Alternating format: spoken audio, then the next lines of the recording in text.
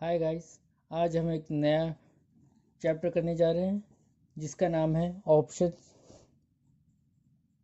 Options दो तरह के होते हैं, एक होता है कॉल ऑप्शंस और एक होता है पुट ऑप्शंस।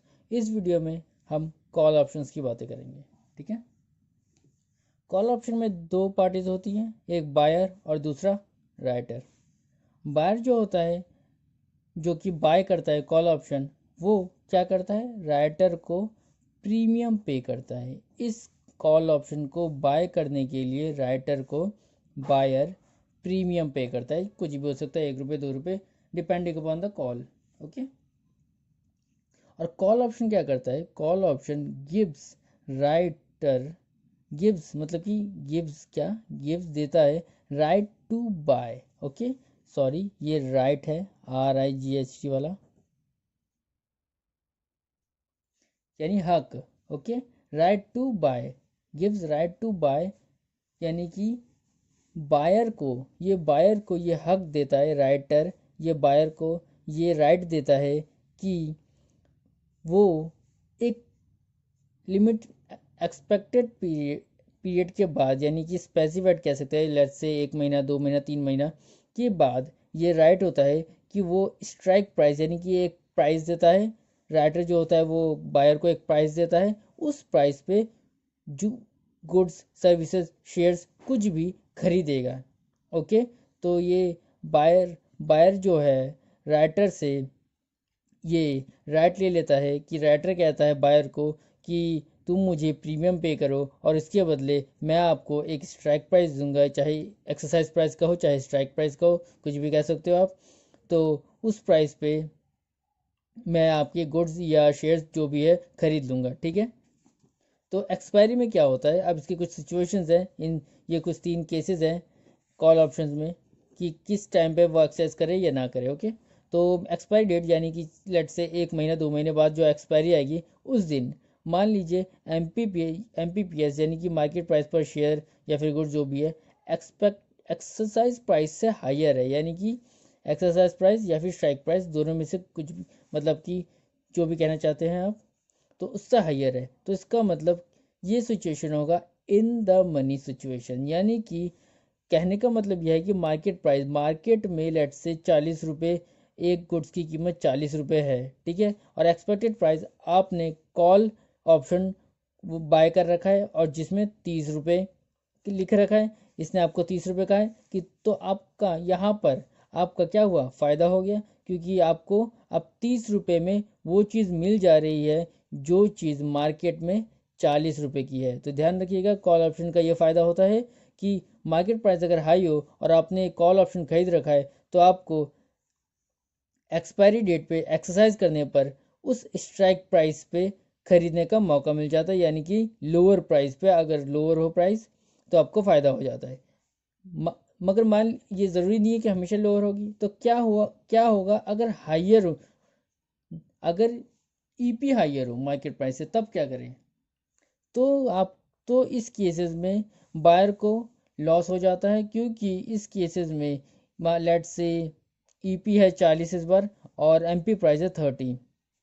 तो सिंपल सी बात है कि बायर पक्का इस रेट पे तो खरीदेगा नहीं, तो वो क्या करेगा, इस कॉल को लैप्स होने देगा। ऐसे केसेस में इस कॉल को लैप्स होने देगा, यानी कि एक्सरसाइज करेगा ही नहीं और ये सीधा मार्केट से अपने गुड्स खरीद लेगा। और ऐसे केसेस में राइटर को क्या फ़ायदा, राइटर को फ़ायदा हो जाएगा कि उसे फ्री में प्रीमियम मिल गया। ठीक है, इसे फ्री में प्रीमियम मिल गया क्योंकि बायर ने एक्सरसाइज तो किया ही नहीं, उसे लैप्स होने दिया, उसने सीधा मार्केट से अपने गुड्स खरीद लिए और उसे राइटर को फ्री में प्रीमियम मिल गया। ये पूरा बायर का लॉस होता है और इसे ही सिचुएशन को क्या कहते हैं, out of the money situation. इस सिचुएशन कहते हैं इन द मनी सिचुएशन। और लास्ट है जहाँ पर MP बराबर EP होता है, यानी कि लेट से ये भी 30 और ये भी 30। तो इस केस में अब बायर के ऊपर डिपेंड करता है कि वो क्या करे, या तो वो EP यानी कि किससे, राइटर से खरीद ले गुड्स, या तो वो मार्केट से खरीद ले गुड्स। दोनों जगह कोई प्रॉफिट नहीं कोई लॉस नहीं, क्योंकि दोनों ही इक्वल टू है। तो ऐसे केसेस में सिचुएशन कहते हैं एट द मनी सिचुएशन। इस सिचुएशन का कहेंगे हम एट द मनी सिचुएशन। तो तीन तरह के सिचुएशंस होते हैं, जब एमपी बड़ा होता है, एमपी लोअर होता है और एमपी इक्वल टू होता है। तो अब इसके कुछ केसेस देखेंगे हम, इसके कुछ क्वेश्चन देखेंगे सर। तो ये क्वेश्चन कुछ इस तरीके से होते हैं। तो क्वेश्चन है, एक बंदा है जिसने HDFC बैंक के साथ एक कॉल ऑप्शन पे एंट्री की है जिसका रेट है 1380, ठीक है। 24 नवंबर की मेच्योरिटी डेट है और जिसके लिए उसने HDFC को क्या किया, प्रीमियम पे कर दिया, ठीक है। प्रीमियम पे कितना किया, 35 रुपये 25 पैसे, ओके। जब 24 नवंबर आया तो जो उसका शेयर था, MPPS मार्केट शेयर्स था HDFC का, वो पहले की तीन केसेस दे रखे हैं। पहला 1300 हो सकता है, 1300, दूसरे केस में 1380 और तीसरे में 1500, ठीक है। तो हम इसे इन तीनों केसेस को सॉल्व करेंगे और देखेंगे किस में बायर को फ़ायदा है और किस में बायर को लॉस हुआ, ठीक है।